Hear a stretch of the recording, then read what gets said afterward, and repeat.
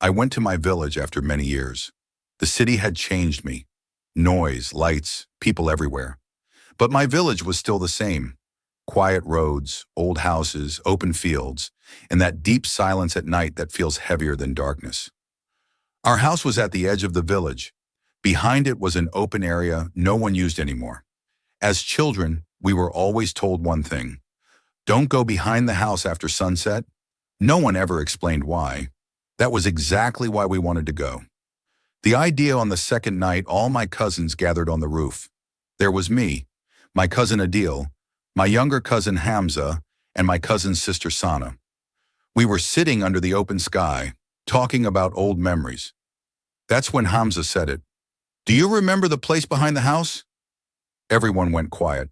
Behind our house was a small ruined structure, half walls, broken roof, covered with wild grass. It wasn't exactly a building. It wasn't exactly open land either. It was just there. Adil laughed. "That place is haunted, everyone knows." Sana rolled her eyes. "Every village has a haunted place." I didn't say anything, but I remembered something. As a child, I once asked my grandmother about it. She didn't scold me. She didn't explain. She just said, "Some places remember people." Deciding to go.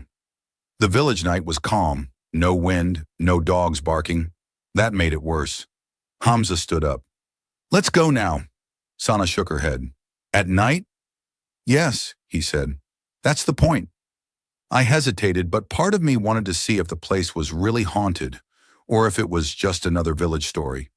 We took our phone torches and quietly climbed down from the roof. No one else in the house noticed. The path behind the house. The moment we stepped behind the house, the air felt different. The ground was uneven. Dry grass brushed against our legs. The village lights behind us felt far away. Ahead was darkness. The ruined place stood about 50 meters away. Its walls looked darker than the night around them. Adil whispered, "Why is it so quiet?"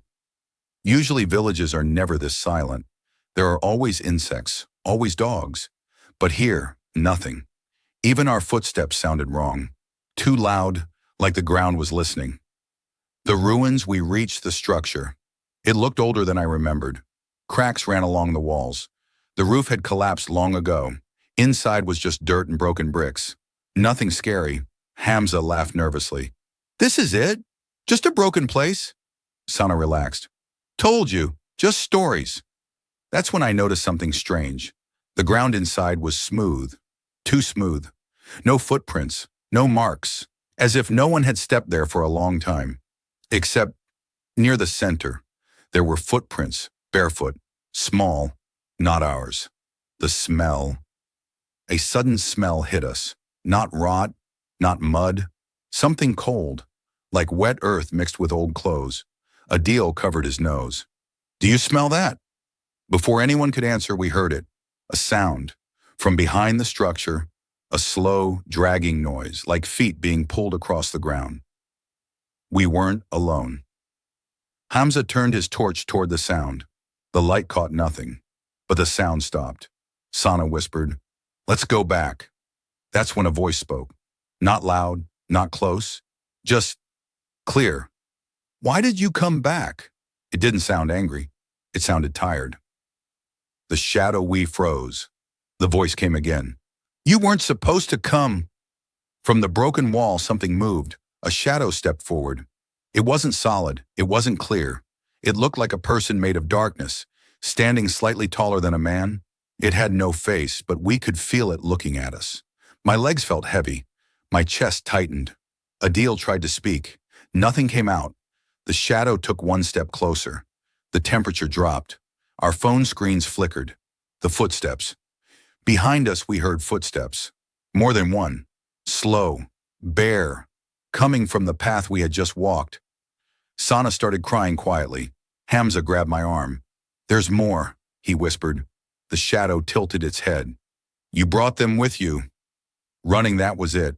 Adil shouted, "Run!" We turned and ran toward the house. The ground felt soft, like it was pulling us back. Behind us, the footsteps followed, not running, walking, confident. I didn't look back. I didn't want to know how close they were.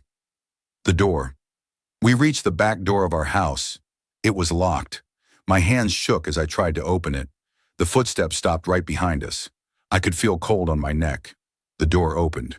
We fell inside and slammed it shut. The house lights flickered on. Silence. The marks. We sat on the floor, breathing heavily. No one spoke. Then Sana screamed. On the floor near the door, wet, barefoot footprints, leading inside, but not going out. The morning we didn't sleep. In the morning the footprints were gone. We checked behind the house. The ruined place looked normal. No footprints, no smell, just broken walls and grass. We never talked about it again. But now, whenever I visit my village, I lock the back door before sunset, and sometimes late at night I hear slow footsteps, stopping just outside, waiting,